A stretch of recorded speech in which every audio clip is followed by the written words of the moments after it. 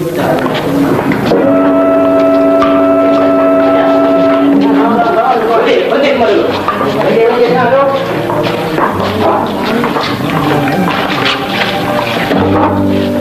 semua kawan-kawan, ini ada satu berita baik.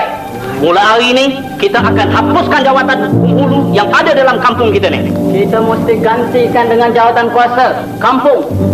Dan yang berhormat Jaginda akan menjadi pengurusi.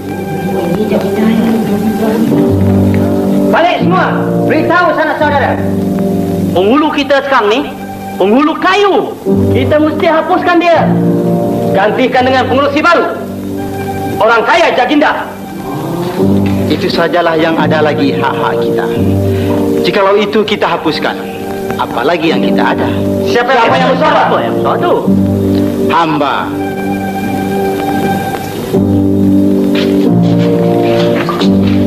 Oh, anda tunjuk lawa kat sini ya? Iya.